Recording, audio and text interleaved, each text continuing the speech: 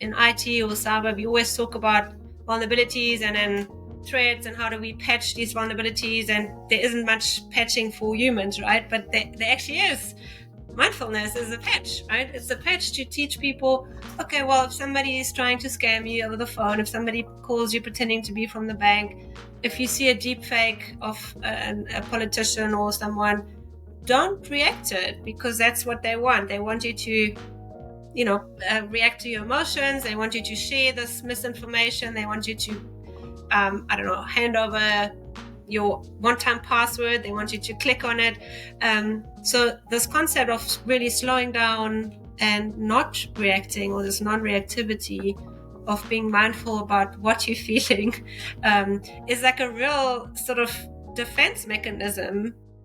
Welcome to Great Conversations with Nicola O'Donoghue, the podcast where everyday individuals share their extraordinary stories of struggle, success, and the wisdom they found along the way.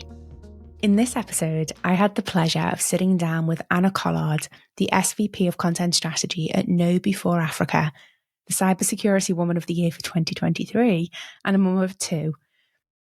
Anna Collard, welcome to Great Conversations. How are you today? I'm good, thank you. Thanks for having me. Oh, no, thank you so much for giving me your time and being here. So we have a starting tradition on this podcast. Our previous guest has left you a question. So your question, Anna, is, if you could be remembered for one thing, what would it be and why? That's a good one. I think I would like to be remembered as kindness. And why is that important to you? Because I feel that's one of the most important values that we can spread, particularly at the moment with everything that's going on in the world.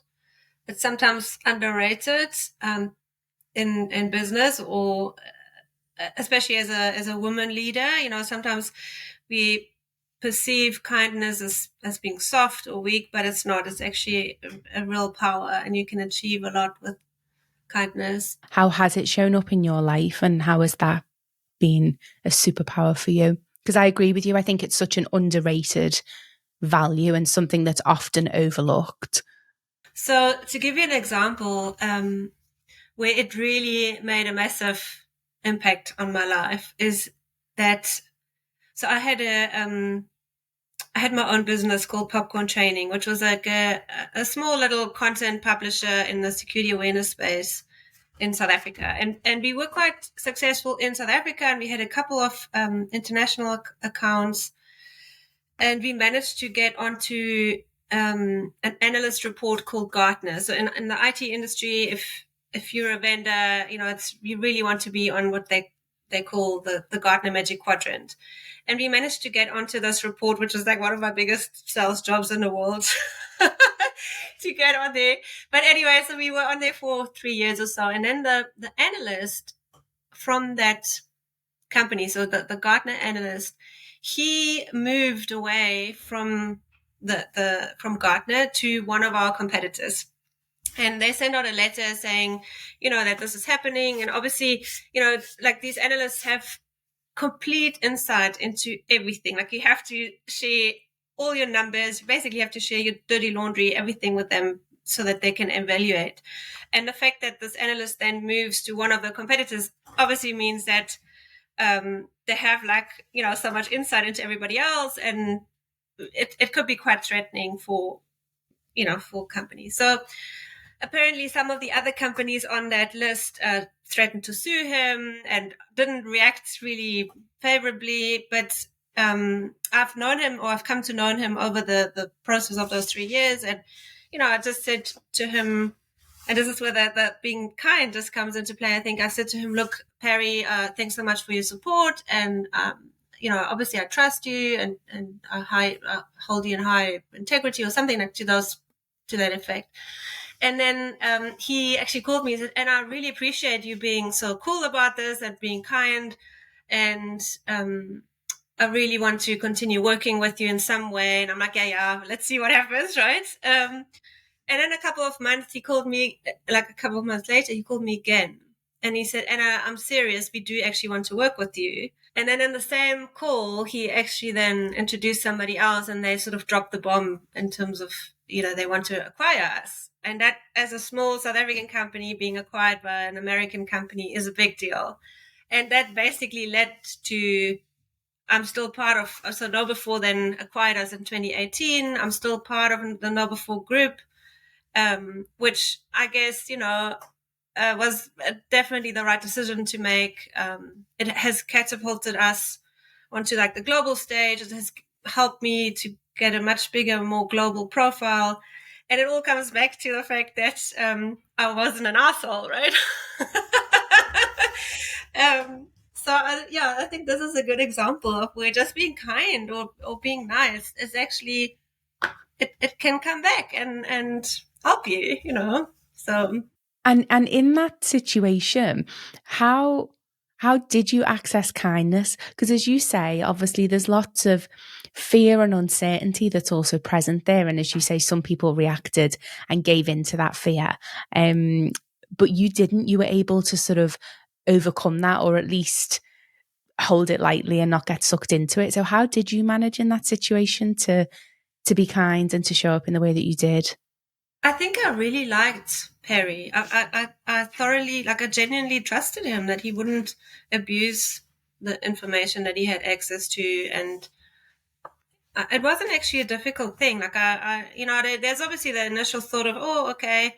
But I don't know. I think also in South Africa, because our market is really small and people move all the time. So you're used to, one day you're working with someone that's your colleague, tomorrow it's your customer, the next day it's your competitor. So you can't afford to destroy these relationships, because you might meet each other in different circumstances. So you actually have to always have at least like a professionalism across anyone you meet. You use the word trust, and this is something that I'm also really interested in. Like, when, how is trust formed? Like, what was it that, like for you and for your experience, both in professional and personal life, like how do you go about establishing this foundation of trust that then, I guess, empowers you to show up in the way that you want to, kindness and in a kind way being one component of that?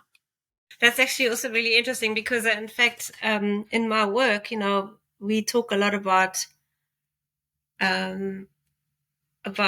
zero trust, actually, which is the opposite, because one of the biggest threats that we faced with in cybersecurity, and I guess in digital space in general, is a concept called social engineering. So it's manipulating people to do things that's not in their best interest, and that could be a scam. It could also be misinformation or disinformation or any form of manipulation.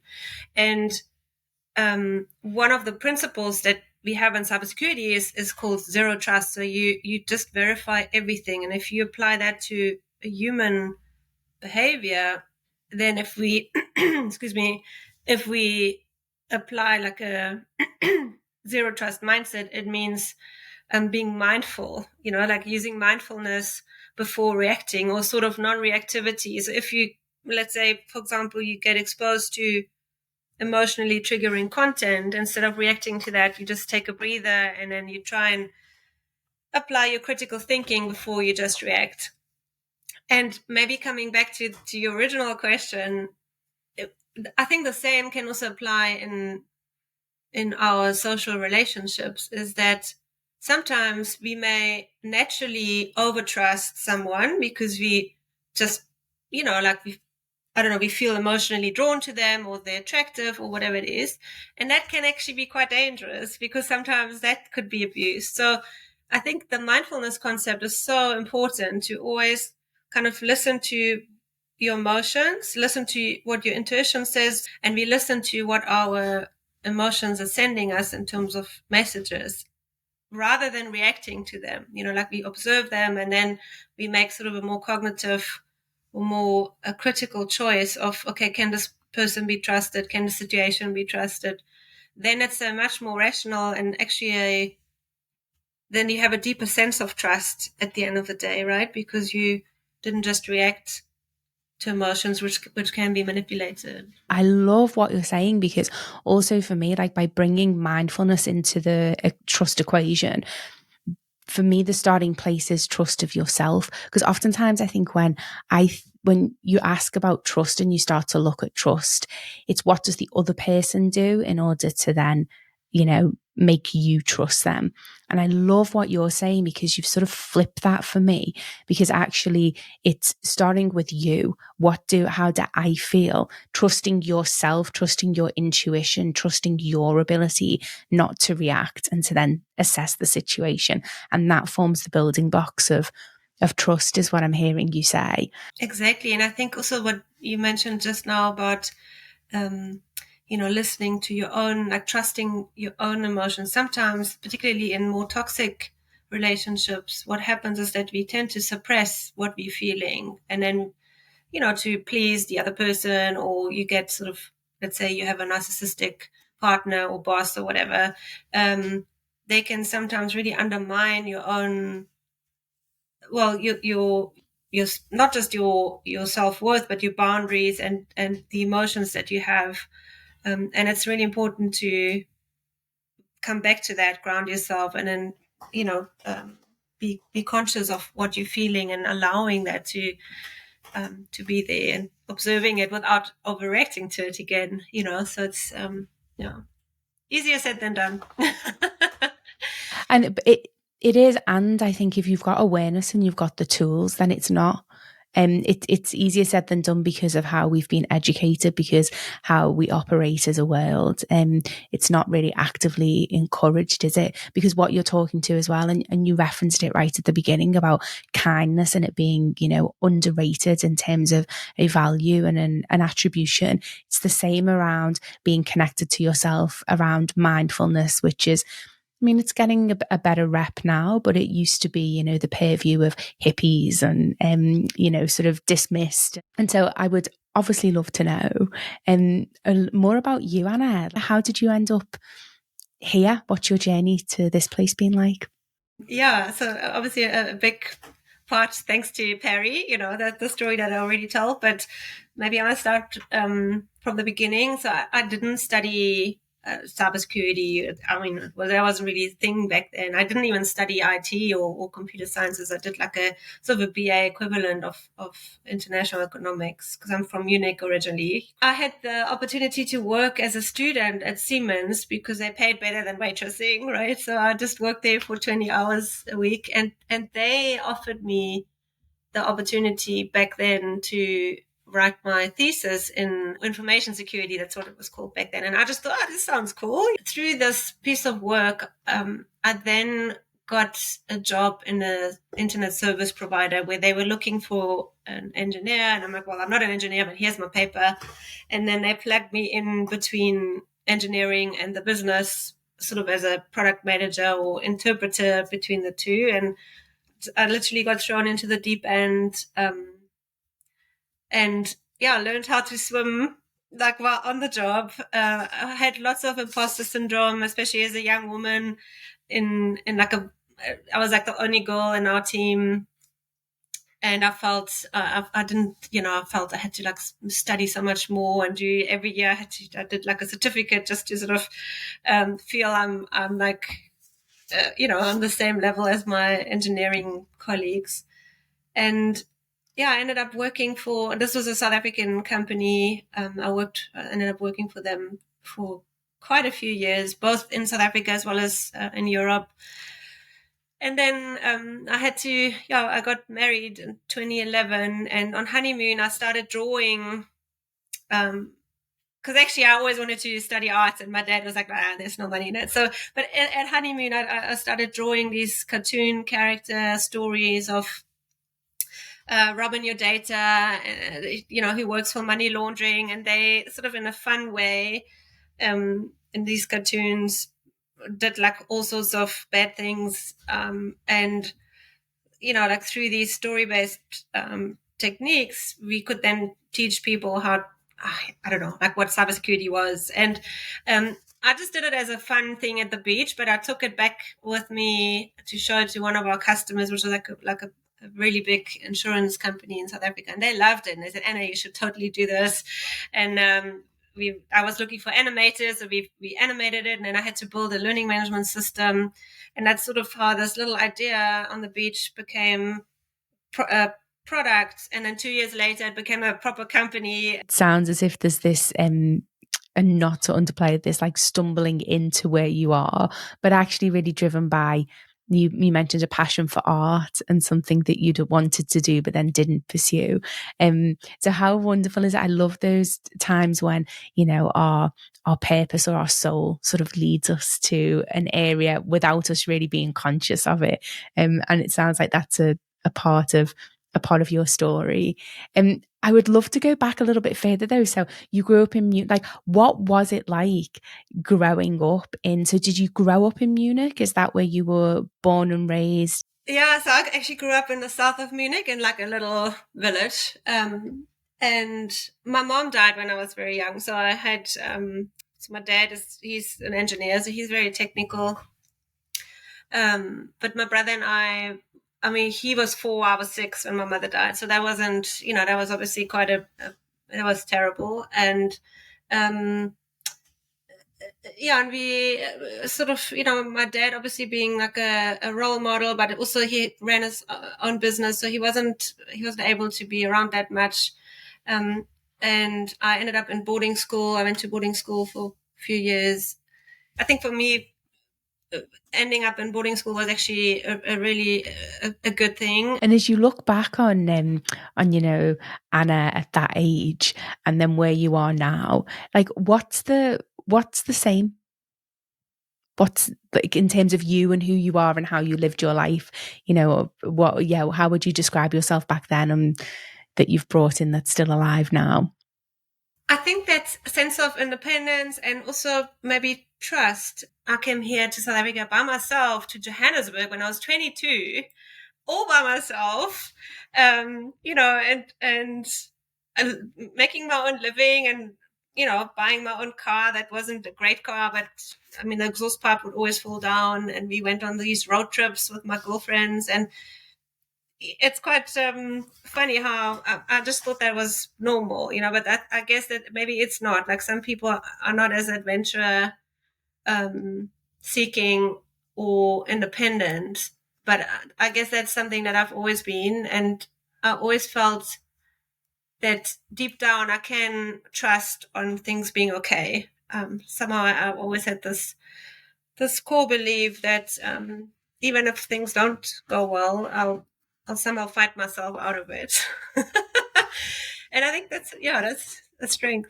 It's going back to that what we said before about like trust starting with yourself. Like you trust yourself to have the inner resources to be able to take care of yourself. And I wonder do you think that losing your mum at such a young age contributed to that resilience and that the independent nature that you have and streak? It definitely has. To some extent, it's also unhealthy. You know, I mean, I'm being open about, like, I'm still in therapy because there's certain things that are obviously not great, but the sense of complete independence and being self-sufficient got me where I am today. So definitely the trauma helped to make me a strong person, but it also, you know, it comes with a whole lot of other side effects that are maybe not that healthy, you know, in terms of trusting in intimate relationships or allowing yourself to just be there and enjoying a moment. Like my brain continuously wants to disassociate and keep busy, you know, and learn new things. So for me, mindfulness and yoga is so important, because if I didn't have that, I would just be constantly in my brain somewhere else, which I know was a survival technique from back then to escape the trauma. Yeah, absolutely. And I think that's like one of the things that I'm observing now with them, you know, with resilience and maybe a lack of resilience in younger generations or teenagers today. The parenting might be a little bit too mollycoddling, you know, maybe because when we were growing up we had to battle and overcome and look after ourselves, and as you say, you know, carry in our own unique ways trauma, which has both a blessing, and then sometimes it can go too far the other way. And so I think I see that a lot of my friends around me who are parents maybe overcompensate for that, but in the consequences that their children are not resilient, and they are too dependent, and they don't know who they are or have that level of trust in themselves that we're talking to, because they've not been encouraged to cultivate that, because they're too trapped inside on technology, on digital, you know, within digital worlds, and they're not really experiencing the real world and how they have to show up in the real world. Because it's like you can be anyone online, whereas in the real world you can't. And it's this escapism which I think takes people away from themselves, and then gets in the way of, I think, a lot of people building that resilience that you're talking to. Yeah, no, it's so true. And it's actually something, cause, so I've got two children, and they're 9 and 7. So and something that the kindergarten here has been quite strong about is to foster this independence from when they're very young, right? So you just say, look, you can start with simple things like they have to clean up after themselves, or they have to help. You can't carry their rucksack. Like, let them do it and let them fall on their face as well, you know, like, because it's like you said, if you model cuddle them too much, that's not how the real world works. And where should they build that resilience if they never exposed to, to, I don't know, difficulties or challenges? Yeah, exactly. And then there's this sense of, you know, expecting other people to help sort it out for them. And then, as you say, there's sort of, when they show up in the real world and there's nobody coming to save them, the inability to problem solve because they just haven't got a clue where to start. And I think it's this idea of trust and self-trust is really interesting to me at the core of, I think if you really trust in your abilities and trust in your ability to problem solve and have your own back and do what's right for you, it just generates this, I don't know, this unbelievable amount of strength, I think, and conviction and confidence in what you can then go on to achieve in life. Exactly. And I think that's also, I can't remember who it was. I think it was Gretchen Rubin, one of those, I think it was her who wrote about happiness or the Happiness Project. And they also said that, you know, you're not happy when everything's sorted out automatically for you. But if you overcome a challenge each day, something that's difficult, and you've mastered it, then you feel that real contentment or that happy feeling. And that's the same for the kids, right? It's to actually let them overcome the challenge. They feel so much more pride and feel good about themselves. I think some people sometimes have this like misconception that life is meant to be easy. I think maybe because of like money and technology, and, you know, that life is not meant to be difficult, and it's sort of not true. Like, you know, even the, you know, sort of part of my story is I wouldn't be who I am today if I hadn't have overcome the challenges that I've overcome. And some of them have been huge, and some of them have just been day-to-day annoyances, or, you know, little kinks in the road that I've just had to deal with. But it is through that adversity, through facing life's challenges, and the detours, that I've grown. And as a consequence flourished. And I think sometimes in the moment you might not, you know, relish that or celebrate that, but actually afterwards you look back and you can go, oh yeah, there was a reason for that. You know, that tenacity and that resilience. And it's absolutely what we need. I think what we need also as a sort of collective and a humanity is just people showing up resiliently, you know, strong and trusting of themselves, and then able to go and build relations from, you know, from that basis. Especially as women, I think, you know, like, and that's, I try to also, I mean, my little one, she's 7, and at the moment she has no you can just, she's like so self-confident, and I love that so much, seeing this little person who doesn't care whether she's a girl or boy, and just, I can do anything, mom, and I love that, and also seeing her flourish, and hoping that she takes this confidence and that that trust with her as she grows up. And we are actually talking about it yesterday, like at what point, what happens in like a child's or a girl's life that they start doubting themselves, and it doesn't even have to be trauma or whatever. It's also society and social media and whatever it is. But at what point does that little confidence, you can see the little girls, how they walk with their back straight and they can take over the world. And at some point that shifts. Yeah, no, it is. And it's like, and then that's what I was going to ask you as well, because as you say, then what that does is that sort of starts to permeate the lack of confidence, and losing that starts to permeate so much in imposter syndrome. And you mentioned it before of, being in a predominantly male environment and feeling the, you said this sense of imposter syndrome. And I know that there's sort of different ways that it shows up. And I'm curious, like, how did your imposter syndrome manifest? It felt, when you have that feeling in your stomach where you have that anxiety or that nervous feeling of, oh God, like I don't know enough about this, and I probably shouldn't be here. And this lack of self-worth, or lack of, not feeling good enough. And then it makes you work even harder because you think you have to overcompensate. And that really only, and I think that's so unhealthy, and then because if you constantly walk around with this knot in your stomach, and only when I sort of in my 30s, when I then did, as you mentioned early on, when I connected what my soul was interested in, like was something that's more authentic, like the drawing, the cartoon, storytelling, fun part, and I combined that with what I've learned in the cyberspace, I stopped feeling that way. And in fact, this is one thing, as much as we hate getting older, but that's one thing that's actually really good as a woman. I find the older I get, and now I'm in my 40s, you really become more comfortable in your own skin, and you have more of a, I don't care what you guys think, it's like, you can show up as your true person, even if that's with all your flaws and insecurities. You can still show up and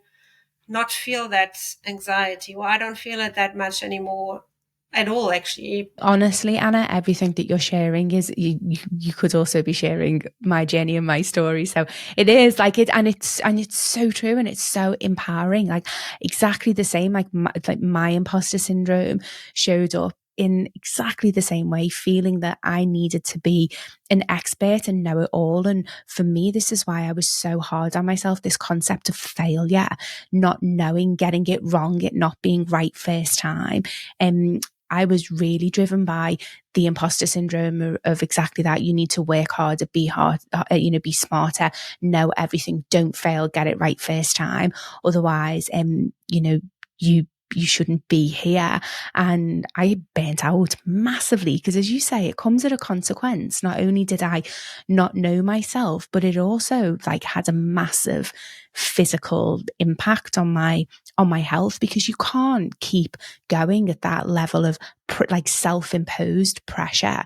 I love what you just said, and how, I mean, burnout, particularly in our industry, by the way, cybersecurity is a massive issue. Like 51% of cybersecurity professionals are like near burnout. That's some of the stats, because it is quite it is obviously, it's a very stressful environment, and you have that 24/7 threat and people not understanding the complexity around it. But there's also that a little bit of a toxic hero culture, that exactly, like, I can't complain, I need to be on top of it, I need to know everything.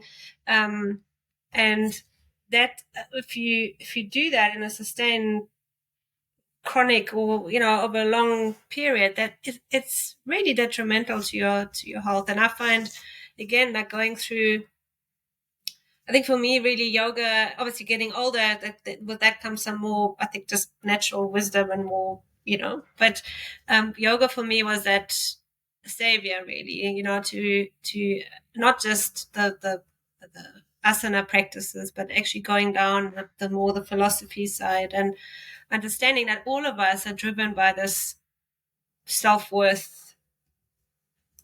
Like we all have, or many of us have that sort of that perceived lack of self-worth. And then we think that through achievements that we gain more of that, or external validation, whether that's through work, through getting whatever your titles, your financial validation, whatever that is. But all of that is just filling like a black hole that you can't fill. And at the end of the day, it has to come from inside. And one of the examples that they actually used in one of the teachings that I went to, they said, well, think about a baby. When a baby is born, it has achieved nothing. It hasn't impressed anyone. Yet you have that unconditional love for this little thing, right? And we all have that. We all are worth of unconditional love, but we forget. And then we think we're not worthy unless we have achieved the following, and we like, and it's so simple again to say, okay, I want to get out of this trap. But it's, especially if you've been programmed into it and you're on that treadmill, it takes quite a bit of more conscious thought again, and meditating about it and being mindful to say, well, okay, is this now really my authentic self that wants that, or am I still driven by this, this like thing that I've built because I thought I needed it, and that's just driving me to gain external validation because of that lack of self-worth. There's no right or wrong. It's okay to be driven by external validation or accumulation of things. I think it is exactly what we keep going back to, is this concept of mindfulness. It's mindfully choosing and understanding what the motivators are, what the drivers are. So when I feel like I'm overwhelmed with stress and anxiety and I'm feeling burnt out and that I need to take some time out, I'm aware of that because I'm more connected to my body. I'm able to pause, and exactly what you were saying before, take some deep breaths, do some journaling, reconnect, get myself more aligned to the path I want to be, and then continue on. And so it's that, isn't it? It's having sort of more of those mindfulness practices in your arsenal. It's being aware of your drivers and your motivators. It's and holding them lightly rather than having them attached to your identity and being the be all and end all of your self-worth and meaning in life, isn't it? Yeah, no, 100%. The work is to sit down and think about, okay, well, what emotions do I want to feel? Because even the guy who wants a fancy car, or the girl, nothing wrong with that, but they don't want the car. They want the feeling they have when they have the car, right? Like, I want to feel driving in this and smelling the new car smell and whatever you're feeling. That's why we do anything in life, is for the feeling that we get when we have it, or when we think we get it when we have it, right? But we can already manifest a lot of these feelings right now, and then speed up the manifestation. But I love what you're saying about feelings, though, because oftentimes you don't, like, that's what's missing. So when you're not conscious, when you're like, I want the house, I want the car, I want the handbag or the shoes, you're not actually aware of that feeling of, like, so as you say, what's it going to give you? You just think, I want that. And it's the object, and it stops there. You don't then go that step further, in service of feeling what or why, what is it that's going to give you? And so, yeah, it's back to that concept of mindfulness, understanding, what it is how are these going to serve you? What are they going to bring into your life other than just having a house, or a car or a handbag? Yeah, I love it. In IT or cyber, we always talk about vulnerabilities and then threats, and how do we patch these vulnerabilities? And there isn't much patching for humans, right? But there actually is. Mindfulness is a patch, right? It's a patch to teach people, okay, well, if somebody is trying to scam you over the phone, if somebody calls you pretending to be from the bank, if you see a deep fake of a politician or someone, don't react to it, because that's what they want. They want you to, react to your emotions. They want you to share this misinformation. They want you to, hand over your one-time password. They want you to click on it. So this concept of really slowing down and not reacting, or this non-reactivity of being mindful about what you're feeling, is like a real sort of defense mechanism especially as we move into more immersive metaverse type environments, where we'll be in it more so than we are now with AI and these deepfake sort of impersonations and manipulations.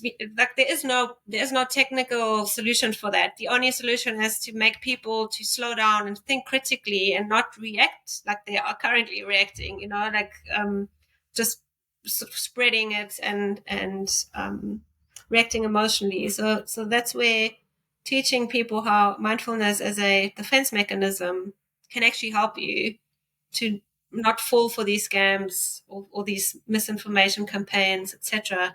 I absolutely love what you're saying, and it is so frightening. And I love the call to be less reactive and to slow down. I think as a humanity in general, that's a slogan that we should all adopt, because it helps with relationships. But what I'm really interested in is, so say, because as you say, like deep fake and the news, and I see something, I'm mindful, so I pause, I connect, how do I feel, I don't respond. But then where do I go to? Like, where do I go to then, so what? So I feel uncomfortable with this, or this makes me feel angry, and I'm aware of that anger. Yeah, so that then what really depends on first of all what it is, but the fact that you are able to name or label that you feel angry, for example, already takes away the power of the anger. So what happens is when your, let's say your anger gets triggered, and this could also be just a low grade form of anger or fear or curiosity, whatever emotion that they want to trigger in you. As soon as you become aware of that and you can name it, you're actually re-enabling your executive functioning. And just that process alone, just that, the fact that you label it as like, okay, I'm feeling something like anger now, or I'm feeling, some people can't even name their emotions, but they can maybe say, my heart's racing. So the fact that you're feeling something is a sign that you might be manipulative. And that's the first thing, is to admit to yourself, okay, well, I'm feeling something. Could be that I'm genuinely excited about some good news, or it could be that this is actually not good news. I'm getting manipulated. And then you look at it again with like, a fresh set of eyes with critical thinking. And you say, okay, well, hang on a moment. If I am being manipulated, then instead of clicking on it, instead of handing over my information over the phone, I'm not reacting. Yeah. And so we have a closing tradition on this podcast. I like to ask all of my guests, what is something that other people value that you don't? Oh, yes. So something but maybe that's not me, just me as an individual, but I am really happy being by myself. So I have this like yoga studio that, because I'm so busy with my other work, I never actually give classes. So I sit in my studio by myself, and I'm very happy. And other people are like, don't you get lonely? And don't you want more interaction? And I'm like, no, I don't. Actually, when I feel like interaction, I walk down to the coffee store, but I really like being by myself. So it's such an important skill to have as well, isn't it? That ability to be by yourself without distraction. Well, thank you so much for your time and for our conversation. I have really, really enjoyed it. Thanks very much. Thank you. Oh, me too. It was awesome. Thanks, Nicola. Thank you so much. Thank you to the amazing individuals who make great conversations possible. My editor, Stian Moritz, musician Jamie Jenkin, and our incredible guests for their openness. Make sure to check out our website, integrate.net, which has all the resources you need to live a happier, healthier, less stressful life. Sending you so much love. Bye for now.